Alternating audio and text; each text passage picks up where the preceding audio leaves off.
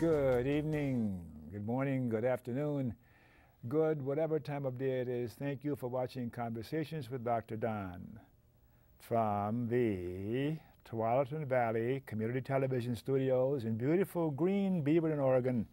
We bring you the Conversations with Dr. Don show. For your first-time viewers, Conversations with Dr. Don is an ongoing series of one-hour standalone talk shows where I interview interesting people like most of you out there about who they are as unique, one-of-a-kind individuals, and about whatever it is that we've decided would be interesting to you and, of course, to us. My guests tonight are to my right, Mr. Leroy Patton. May I call you Leroy? Please do. Thank you. And to my left is, you all know who this guy is on my left here, Steve Weiss, who's been a friend of mine for a long, long time. And I met Leroy through Steve at, was it a birthday celebration of yours, an award ceremony? No, I'm not sure you met Leroy until this evening, Don. Oh. Well, you got a face that's like somebody else I know who I like. So common. And I thought I met you before someplace, but anyhow, never mind. And our chatting so far, it's going to be an interesting evening based on my impression of you. Thank you. And the subject, of course. And Steve, as I said, he's a member of the Democratic Socialists of America, and if I had a list of his organizations that he's a member of or work for, we would need a 3-hour show.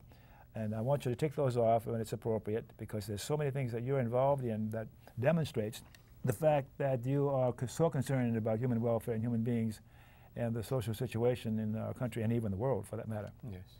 So, as you know, the show goes in 2 or 3 major segments. Where the first segment is what I call the bio segment, where I talk to my guests about just who they are, so you can get an idea why and how they have the views they do on the things that we'll be talking about. The personal information about them, not too heavy duty, because I retired my psychologist cap a long time ago.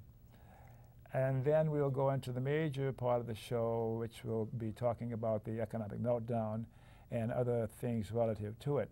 Now, as I usually do, I prepare a cheat sheet for myself to stimulate the conversation in case we get stuck. But I'm not sure about you, Leroy, but with Steve, we never get stuck. But I'll just tick off the thoughts that I had that we may cover tonight, we may not anyhow. But I think it'll evolve as we're talking about the economic meltdown. What's an economic meltdown? Why in America and why in the world? How is it affecting America? How is it affecting the world? How specifically is it affecting those areas of interest to you in your work as a senior and disability rights advocate, and in your work as an advocate? What needs to be done to deal with the effects of the economic meltdown? Do you think that the new administration will deal effectively with the economic meltdown? What are the odds that the U.S. will have another Great Depression soon? Now, these are all pretty depressing, so now and then if you can tickle me or something so we can have a little chuckle during this thing so we don't all go away on downers or depressed. So let's start off with, let's talk about who you are first, Steve. Is that okay for those who haven't heard you before? Yes. Say a little bit about yourself.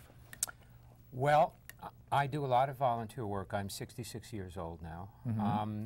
I'm board president of the Oregon State Council for Retired Citizens. We're the only senior organization in the state that endorses political candidates. I'm board president of the Community Alliance of Tenants. We are the tenants' rights organization in Oregon. We've been around since 1997. And I'm board president of Independent Living Resources. ILR is the largest center for independent living for people with disabilities in Oregon. Mm-hmm. In addition, I'm chairperson of the Multnomah Department of County Human Services Citizen Budget Advisory Committee. I'm chairperson of the Housing Authority of Portland's 504 Disability Advisory Board. I'm a member of the Multnomah Elders in Action Commission and chair of its Senior Poverty Task Force. I'm a member of the Multnomah Disability Services Advisory Council. I'm a member of the Multnomah Healthy Aging Coalition. I'm a member of the Commission on Children, Families, and Communities Poverty Action Council. I'm a member of the National Low Income Housing Coalition's Residence Issues Committee. And I guess I'll stop there. I was looking to see if you had a cheat sheet on your wrist. I got it memorized, but you really do. Okay, that's what you're doing. I'm interested now in who you are personally. And you said that you were 66, and where were you born? Let me ask you a few personal questions like that, if I may. I was born in the Bronx, New York. In the Bronx, New York. I never know by the way you sound. And anything significant about your cultural heritage? I think worth so. Repeating? I think so. I'm what I call a secular Jew. And I'm not particularly religious, but it's funny, people think that because that's the case, I'm not really Jewish. We have a long tradition in Judaism of a secular or cultural aspect of being Jewish, and that's the way that I identify. So secular means cultural, rather than I think religious. they're synonymous. I think they're synonymous. That's why I love him, you know? My family was pretty ordinary, except for my grandfather, who lived with us for the first 10 years of my life. In the first quarter of the last century, he was an organizer of the Bakers Union in New York City, and I'm told his name is on the founder's plaque of the Bakers Union to this day. And it was my grandfather that I think imbued me with a social conscience. He used to read to me when I was a kid from the Jewish Daily Forward, the Yiddish language socialist newspaper in New York. And it seemed to pay off years later, Don, because as you know, I've been a member of Democratic Socialists of America for 25 years now. Yeah. It's a long time. So, so we know what your work time is involved. Do you have any time to sleep for all the activities you're involved with in your work? I'll tell you the truth, like a lot of older people, I don't sleep all that well anymore. I often don't sleep through the night. I just get up and read or whatever. I probably don't have enough time to sleep. I don't usually schedule morning meetings because I use the morning hours to catch up on sleep I may have lost at night. I don't have that much of a private life these days, but my work life is what really sustains me. And it is work, even though it's volunteer work. I have a question here called hobbies are fun. I would imagine you're so involved in your work until that's probably fun for you too, huh? To a great extent it is, but I do have one main hobby and one main weakness, if you will. The hobby is movies. I'm a lifelong film buff. I actually worked as a film reference researcher in Los Angeles for a few years. And I know you and I were in LA together for years but didn't know each other, which is one of those strange coincidences of life. Yeah, I find that we have similar views and feelings about what's important. And my weakness is buying movies on DVD. I always wanted to have my own movie collection, and DVD is such a terrific medium to watch films on that this is what I waited for all my life. We'll forget about Leroy if you and I start talking about movies. We will, and I don't want to do that. So let me continue with you here so we can have time for what's going on. Your political persuasion, did I ask you that? Are you left or right or center or off the chart? Well, obviously, if I'm a member of a socialist organization, that probably indicates I'm on the left, although as you may know, there is an organization called Social Democrats USA, one of the offshoots of the split of the Socialist Party back in the 1970s, that is a right-wing socialist organization. Not many people know about it. But it had folks like George Meany and the philosopher Sidney Hook in it, both of whose politics were right of center, despite the fact that Meany was once president of the AFL-CIO. Yeah. We know about your memberships, and any persons alive today or from the past that you particularly admired or look up to? Yes, Noam Chomsky. Chomsky. I think he's the most incisive political commentator in the country. Cornel West. I always look forward to hearing him when he speaks. He's on, as you know, he's a member of DSA.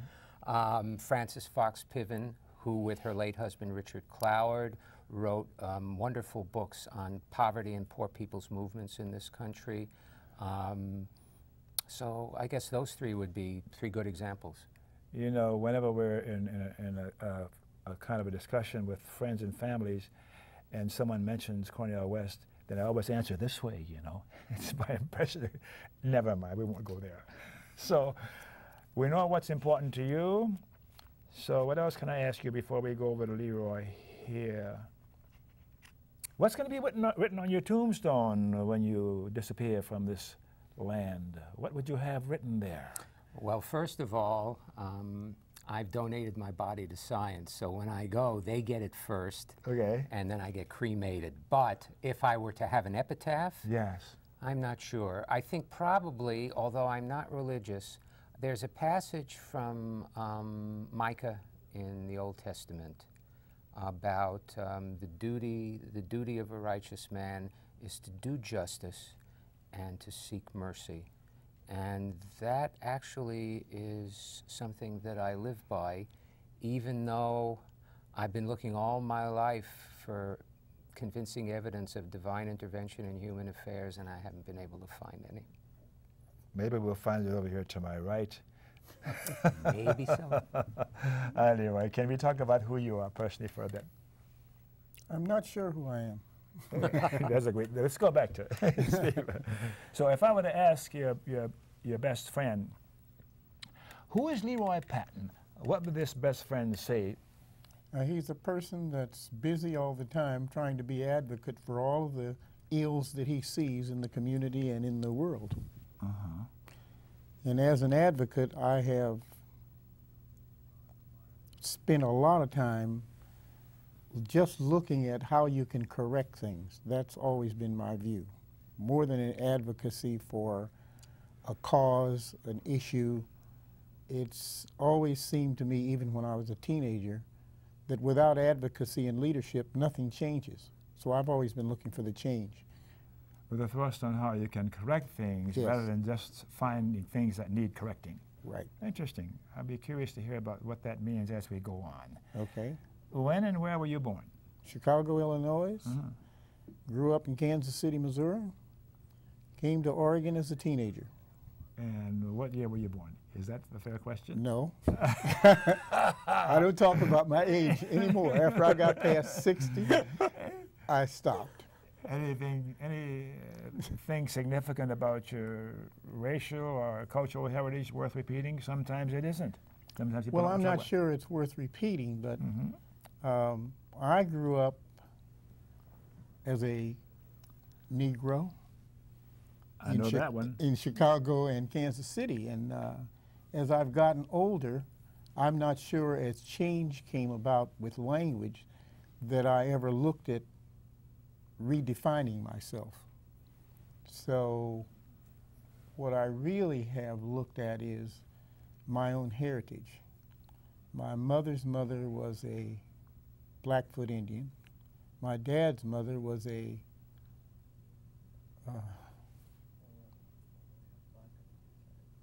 Red, white, or black? black. Yeah. Uh-huh. I can't think of the other. But Okay. anyway, Mhm. those two pieces of my heritage always seem to be in my face in terms of people saying, who are you? What have you done? Yeah. And I never could bring myself to identify as black, Negro, or anything else, nor did I claim Native American. I just We felt have some similarity there. so I have always had the leadership in my heart and in my experience of, so what are you going to do and who are you in terms of what you've done or what you're doing? Mhm. And I always called it minutia when you start talking about people's heritage, because as I grew up, everybody I met that was not black was always 2 or 3 cultural groups. Yeah. Dutch, French, and English, Mhm. Mhm. Welsh and Scottish, or whatever. So it was a non-question to me, and I never, I refused to become a part of that because it just seemed to be so disruptive when I didn't have the history myself. I couldn't actually say whatever that was. Who does actually have the history there? Well, a lot of wood piles. Never Right. mind. We don't Yeah, want to go there. but you know. that's why I personally just Well- didn't feel like I could discuss it. It was just out of my range of. I just discuss it sometimes because oftentimes the question comes up,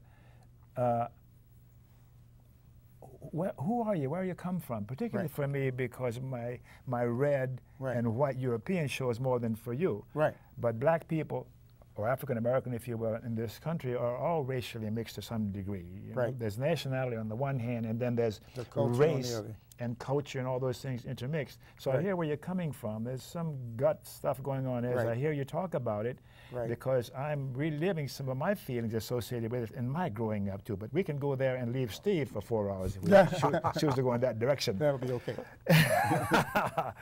So, children, grandchildren. I have 7 children, Mm-hmm.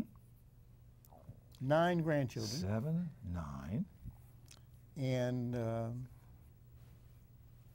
they're all grown and have their own families. And I try to support them as much as I can. Are they going to see this show? I don't know, because I wasn't sure I was even coming. Steve invited me. I said, okay, but I've been busy with other things. So they will see the show even if I have to direct them to it. I'm not a show person, so. Well, it'll be on the internet, of course, and then Right. I'll give you a master of the show. so They'll that get to see it, and they'll want to see it, I'm sure. Well, do you want to say anything to them? And camera number 2 there. Nothing except I love you. You didn't know that, of course. No. Okay, how do you see the mainstream media? Do you see that left or right, or centrist or neutral or what?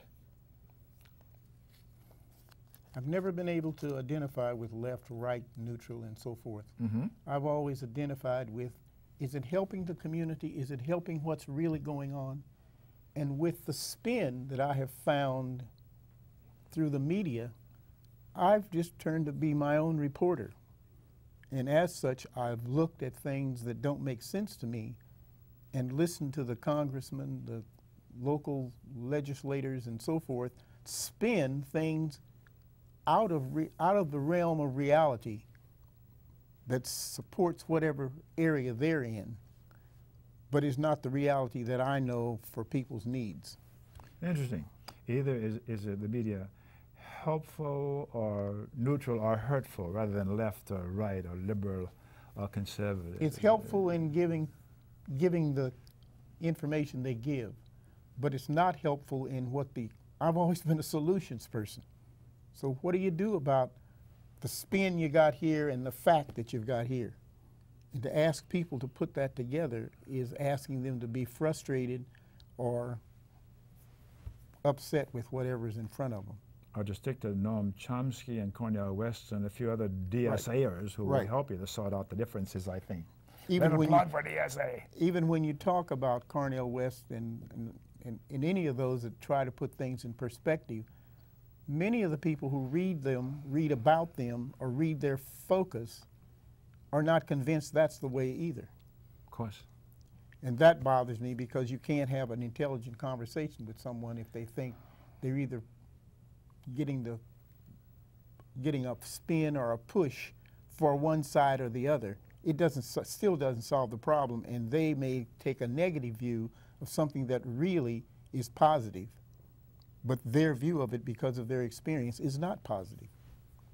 Well, then I'm obliged, personally, is to gather all the information I can about a particular issue or subject from all the sources available to me, and be aware that I'll never gather all of the information about it, and I'll have an opinion. And you might say that my opinion has a spin on it, but sometimes we use these terms unnecessarily. Yeah. Well, I'm a retired school administrator. I knew there was something else about you that was wrong. School administrator. Yeah, that's wrong. And as such,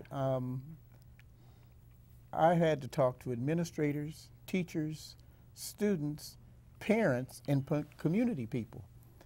And in relating to them, they don't always have, each one of those groups that I named, don't always have the interest in investigation or getting the right information that's going to answer their question. Mm-hmm. And they have all kinds of opinions on everything that's going on without the proper or appropriate information. I'm not a seller of information, so I've never looked at things as, well, let's tell them this. Because whatever you tell them, if they don't believe it, you're still stuck with whatever's going on. Well, because you want to keep going here and talk about what the subject of the show is about, I got my favorite last question for you, too. Okay. Persons from the past or alive today Right. who you particularly admired or admire or looked up to. Anyone come to mind, or any more than one? No. What are Sorry. you going to do with this guy? Sorry. Yeah, for me, of course, Noam Chomsky and Hugo Chavez, Fidel Castro, Martin Luther King, Mahatma Gandhi, and Jesus Christ. Well, with all those names, they've always been leaders in my mind, but personally, I never connected and said, well, this is my role, this is my champion, this is my leader. And I don't know why, but I've just never been there. Yeah, It doesn't resonate with me. okay. Has never resonated, so I'd have to make up something. What about the current president, the new president-elect? Or the new president, rather. He's Yes. not elect, he is it. Yeah. Well, I think he's the person that should be there. I think he's doing a good job. Mm-hmm. And I look at him as I've looked at everything in my life, which is he's there to solve a problem, and he has to stay with the problems to solve them. And so I think he's going to be successful because he's creative, he's thoughtful, and he seems to want to play to the whole audience that's in front of him, which is his whole population.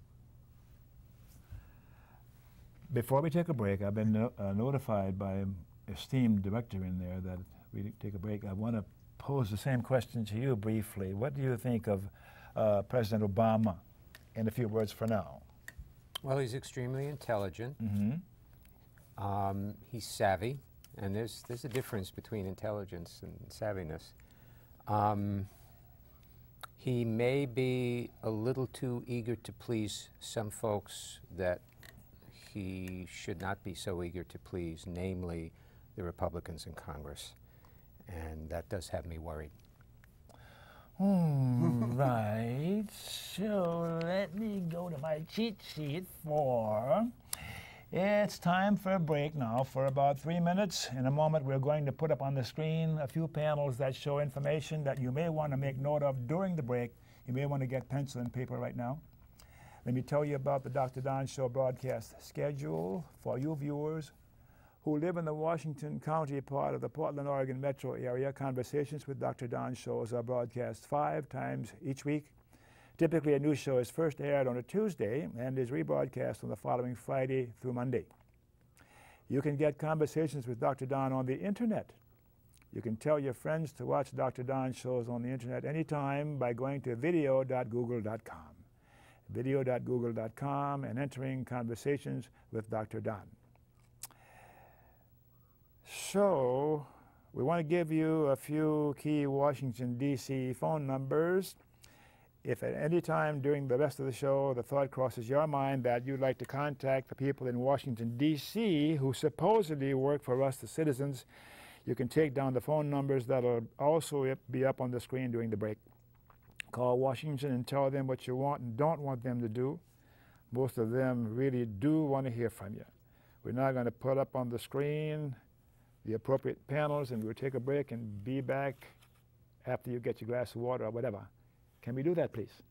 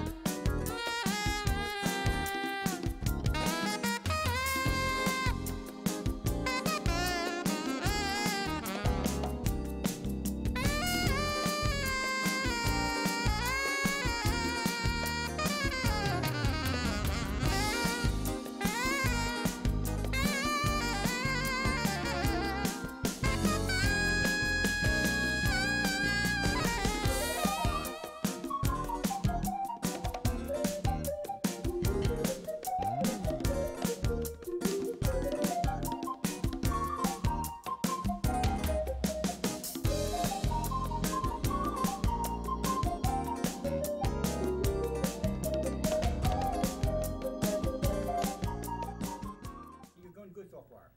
Rick. Yes, I Yeah, right. remember. I remember. Rick is aggravating me again. Rick's been with me for 7, 8 years or so, and he's conservative, and I'm trying to get him to come over to our side a little bit. Don't frown at me. Anyway, thanks for staying tuned and coming back. I hope you enjoyed your cup of coffee, a glass of water, or whatever you did.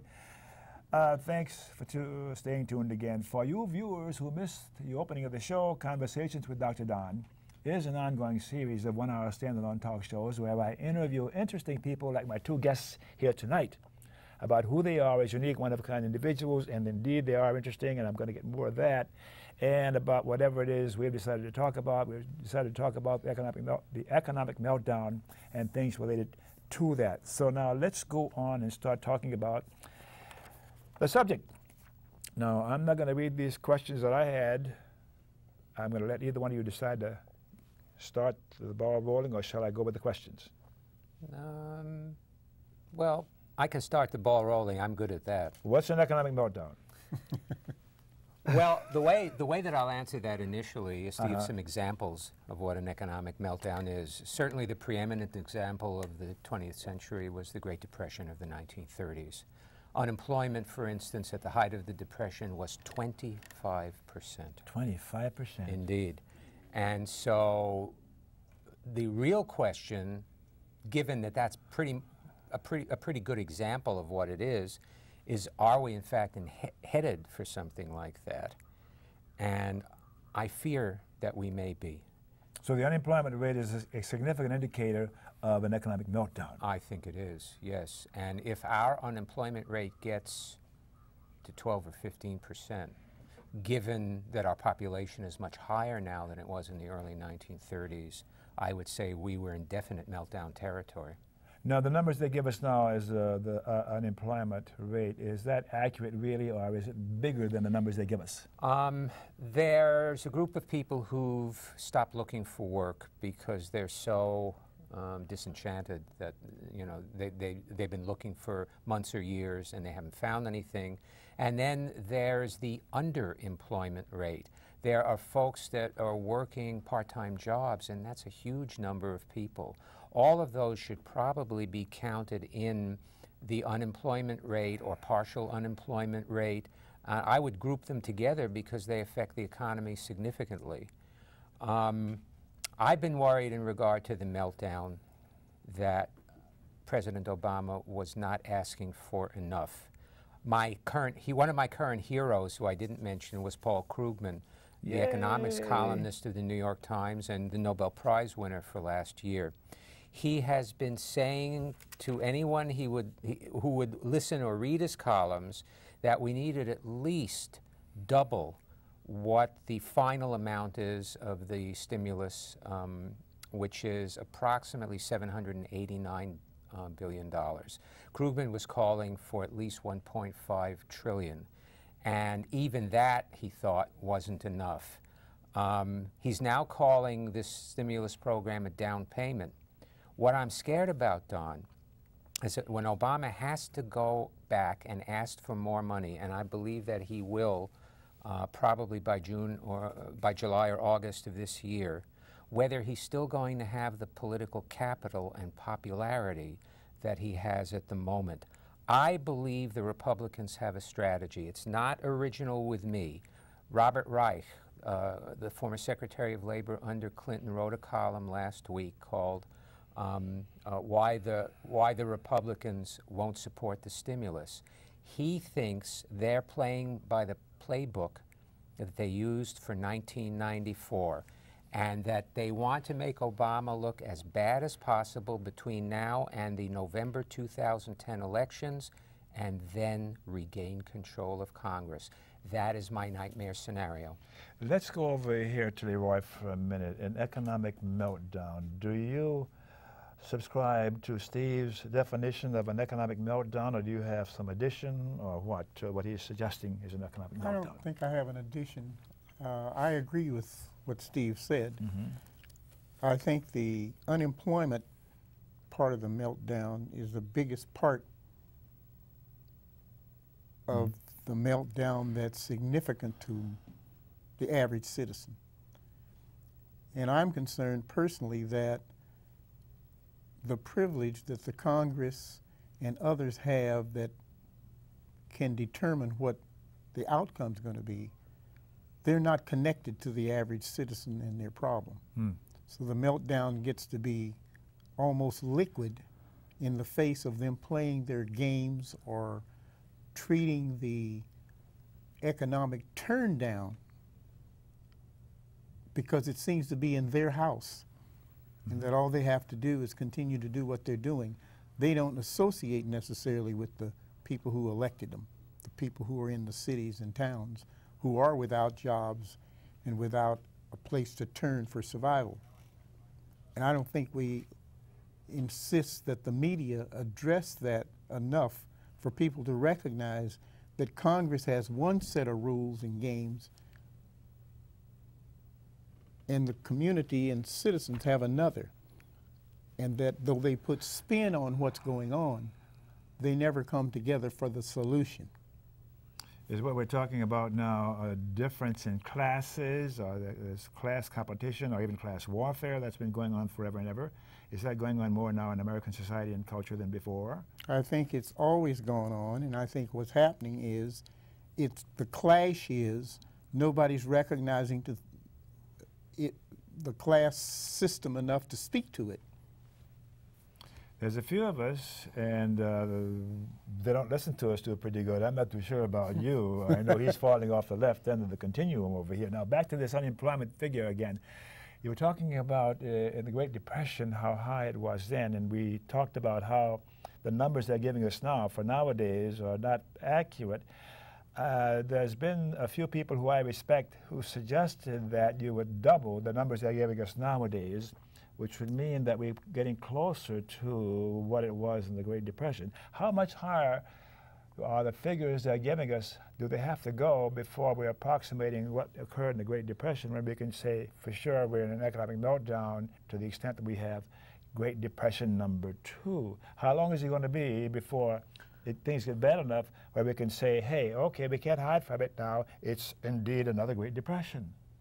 I think it'll continue the way it is until it's apparent across the board, across the nation, that there's no recovery. Because Bush's administration stated we were not in a turn down or we were not in a problem through 2007. Yeah. And the GAO let us know we've been in a depression since 2007. Yes. Why wasn't that recognized? Because I think we have two houses, the House of Congress and the Wall Street people and the communities. They're not connected. And the people, as they make their way in the community, step out of the community and go to the Wall Street or the Congress or the higher level. I won't say why. Each one has his own reason. But that means you still have two distinct situations that are not connecting each other. Okay, why is this occurring in America? It's always occurred. It's just not meltdown. It's well. I think the meltdown's a practical.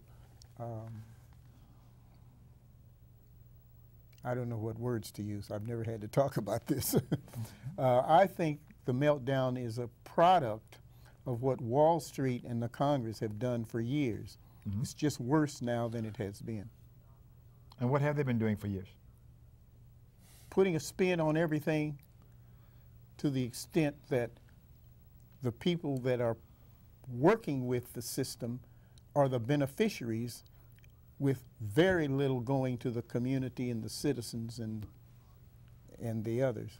Class distinctions, class yes. warfare. Right back to that. And turbos since the Reagan Revolution. Right. Well, when the Reagans came in, when the Reagan Revolution started, all you could hear was trickle down. That never changed. They changed the face of it, but it was always the same. We're still not earning enough to live if things were at the level they were before the meltdown. People were still struggling to pay their rent, to pay their mortgage, to purchase a house, to have enough food. People were, as they are now, working 2 and 3 jobs just for survival on a day-to-day basis. That was never acknowledged. Why is that? This is the home of the brave and the land of the free and all that stuff, and we're a Christian nation, and love your neighbor as yourself, and this is our philosophy and our... That's what it is, our philosophy. It's not our action. Okay. I'm going to leave this man alone. What do you got to say about that, Rick? He's on the right track. Why in America? Why in America are we in this so-called economic meltdown where the classes are separating more and more and ordinary folks are getting poorer and poorer? Well, it is true that we are an exception when compared to the Western European democracies. All of those democracies, as Michael Moore, for instance, showed in his documentary movie Sicko, have pretty advanced social welfare systems, and we don't. I mean, we can't even get it together to have, you know, universal health care. It really has to do with a number of things in the way we've developed as a country. For one thing, almost all the European democracies have parliamentary forms of government. And parliamentary forms of government, I believe, are inherently more democratic than the systems of so-called checks and balances we created in this country. I agree. Right. I really, the Senate and the House of Representatives bear a greater resemblance to the old House of Lords and House of Commons in England. And the British sensibly divested the House of Lords of any real power and made the House of Commons essentially their legislature. And that's when they got the National Health Service after the war and a whole lot of other stuff. The other thing is geography. Virtually every European country in the last 125 years or so has been occupied by another power. That is a terrible thing to happen to a country, but it's also a consciousness-raising experience for the population of the country. And it's one of the reasons that folks began to value government as the deliverer of a safety net for all its citizens. We don't have much of a tradition of that in this nation. We didn't really have much of it before the New Deal in the 1930s. And we have this kind of Horatio Alger, pull yourself up by your own bootstraps, self-made man ideology. But you know something? Human beings as a species are not inherently competitive. We're actually inherently cooperative. And somehow the American socioeconomic system seems to encourage the worst in us. And hold it a second. I'm hearing some voices in the background here. Where is that coming from? Mr. Director, there's something going on. I keep hearing some voices. Will you take care of that for me? I'm sorry. I can't concentrate when I hear that. Go on, please.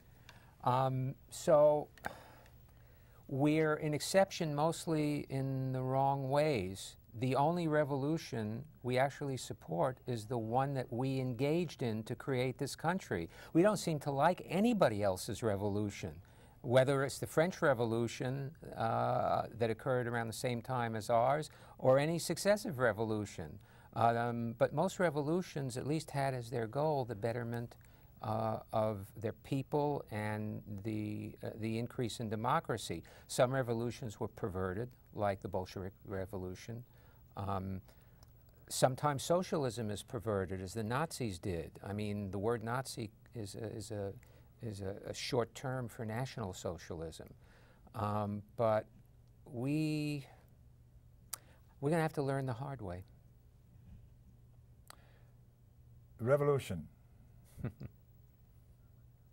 Well, it's not for the hell of it. Abby Hoffman was quite wrong on that. It's a serious endeavor. There are peaceful revolutions and there are violent revolutions.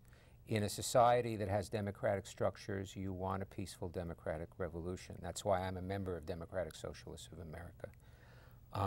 But we have to have some changes in this country that are awfully difficult to secure, considering that too much of the apparatus that runs the country is bought, owned, and paid for by corporations. Well, what's wrong with that? They all have undue influence in determining the policy that runs the country. Look at health care. We can't have single-payer health care in this country, despite the fact that lots of European nations have it, because AHIP, American Health Insurance Providers, and pharma, the pharmaceutical companies of America, pretty much have owned the Congress. They contribute so much money to the campaigns of every member of the House and the Senate that passing single-payer health care is a political impossibility in the current environment, no matter how hard we advocate for it. And even with more than 90 members of the House of Representatives endorsing H.R. 676, Representative John Conyers' single-payer initiative. And Bernie Sanders is going to introduce it soon in the Senate, I hear. Bernie, yeah. Oh, what about single-payer health care? What do you think about that? I think it's the best thing that could happen to us. And without single-payer health care, I think we're going to sink deeper into not having competent or comparable health care across the board. And to me, that goes back to the class system.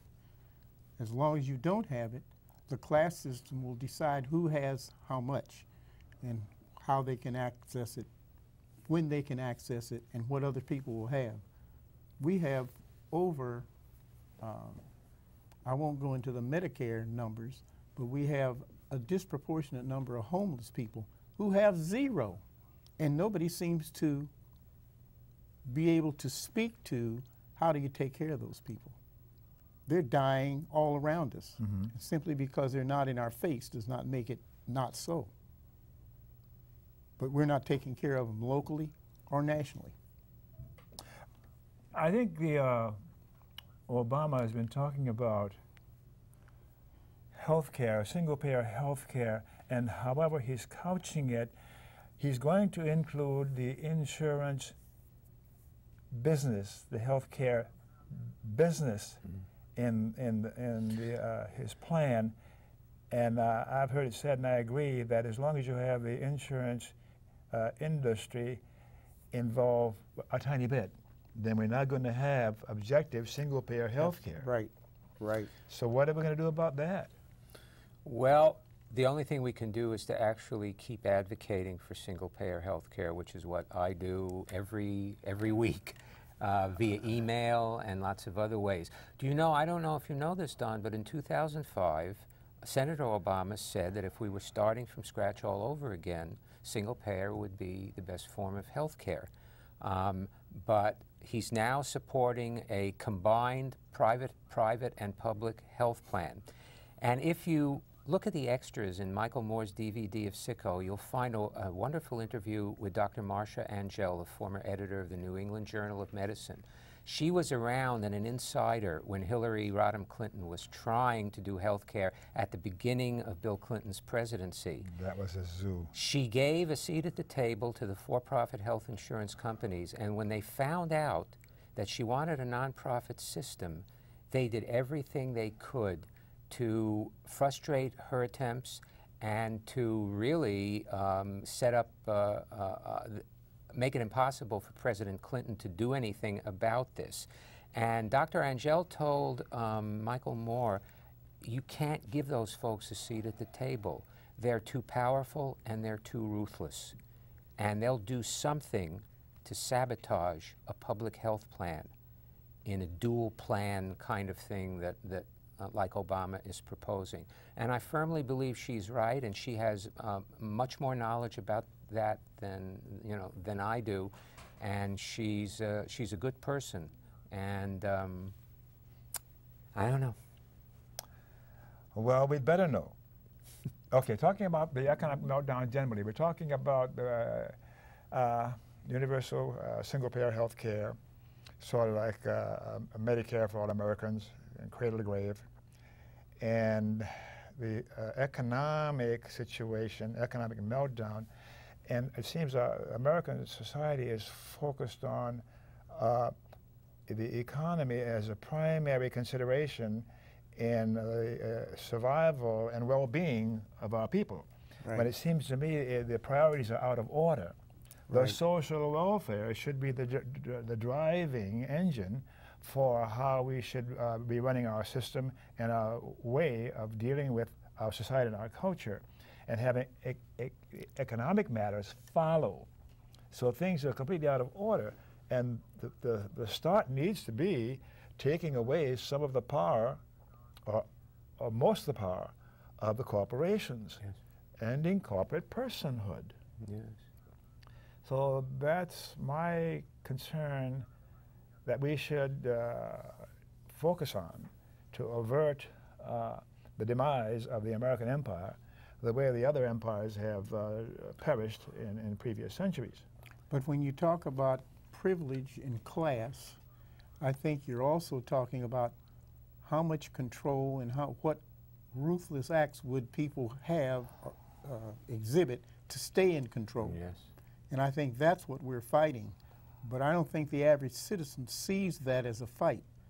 They see it as an influence, like, why wouldn't they want us to have good health insurance? Why wouldn't they want us to be able to take care of our loved ones? That's common sense in the average citizen's mind. But for a ruthless controller, that isn't even a conversation. And then why is it that the general population doesn't see what you're seeing, what you're saying? Why? Because we have educated our population to get by on whatever they've had or whatever they have. And that's where they're coming from. They're not trying to solve the problem. They're just trying to have enough to survive. As long as you have a survival mentality, you're not looking at solutions that can really make a difference. I wouldn't say educated, I'd say condition the population to accept their plight. I agree with that. Conditioned is a better word. But once we've done that, it's almost like the sports field. We've conditioned people to be spectators. Who's the we that do the conditioning? The people with the money, the ones we started out talking about. Boy, you must be some kind of a communist talking that way. Well, that's another demonization we have of people who don't necessarily agree with us. Except, as you may have noticed, Don, especially from the last campaign, socialist has replaced communist as the demonizing term. Right. Well, there's one superseding that. Terrorists. Yeah. Oh, I'm not going to go there because I'm on 34 lists already, and I don't want to go there. You want to get on another one. I am a loyal American. I'm not advocating violence, taking to the street, or terrorism, or anything of the kind. And I say this repeatedly because I sound so revolutionary in my opinions and my talk sometimes, and revolutionary in the sense that the behavior of the leaders in our country are contrary to the principles set down in our Declaration of Independence and our Bill of Rights. And if that's revolutionary, then I'm a revolutionary. So I'm on my soapbox, and this is your show. You're doing a good job. What needs to be done to deal with the effects of the economic meltdown? What do we need to do besides doing away with corporate personhood? Well, if I may begin that conversation, we need the kind of massive spending that ended the Depression. And we have to, the Great Depression of the 1930s, and we have to remember always that the New Deal did not end the Great Depression because Roosevelt never quite had the courage to do the amount of spending that was necessary until the world situation gave him the opportunity to do it. The Great Depression was ended by World War II because World War II necessitated the kind of deficit spending that was necessary to pull us out of the Depression. That is a fairly clear lesson, despite the fact that there are an awful lot of people in this country, especially Republicans in Congress, that don't seem to get that. And I'm thinking the same thing is going to be true this time around, too. And I don't want another war to do it. First of all, we can't have a war like World War II again. The world is a different place with greater dangers. And we can't use places like Afghanistan to provide the necessity for doing that, or invading Iran, or invading any other place for that matter. Go ahead. Let me say this about the deficit spending. When you talk about deficit spending, all the Republicans right now are getting on the floor of the Congress speaking to deficits as if they're a poison pill. But for 8 years, they were the distributors of the poison pill for all of anything that Bush suggested. And it wasn't even questioned. And they still would be if they could. They wanted to spend $3 trillion on their tax cuts. Mm-hmm. But even beyond that, I'm saying that now they're talking about deficit spending as if it were negative, and saying we're putting our children, grandchildren, and our next generations in jeopardy. But they've been spending for 8 years in that manner. So how they could have the guts to even suggest that what we're doing in deficit spending for getting people back to work, getting the things that need to change from health care to unemployment, I don't know how they have the voice to even talk about that after 8 years of what they've been doing. Well, some people have no shame. But it has nothing to do with shame. They're going to yell at me here if I don't stop ya. So in about 30 seconds or so, tell me what you think about what went on tonight on the show and the economic meltdown, or any closing thoughts or comments or advice to the viewers about the economic meltdown and what went on here tonight. I think this is just a quick thought about our public, that we need to help people to look at solutions to this problem on a classless basis. We're not taking care of our seniors, we're not taking care of our children. If that isn't on their mind, whatever view they have of taking care of the economic meltdown or unemployment is just going to help a small amount of people. I don't care how much money you've got. We've got to look across the board at all the needs that we have. Okay. What? It's a long 30 seconds. 30 seconds. Okay. When things get bad enough, Don, those people who think that tax cuts are better for the country than actual stimulus spending that goes to people are going to realize that they're wrong. There comes a point, and there came a point with the Great Depression where things got so bad people recognized there had to be direct investment in the lives and welfare of the population. Thank you, thank you. Yeah, we're really close now, so keep your pens and pencils handy. You may see something in the closing credits that you want to make note of. Thank you for watching, and you folks in other parts of the country, in Salem and New Hampshire and whatever, and Seattle, thank you for watching. Go to the internet and do democracynow.org, democracynow.org, Amy Goodman, and bring up her show today and some important stuff for you to be aware of.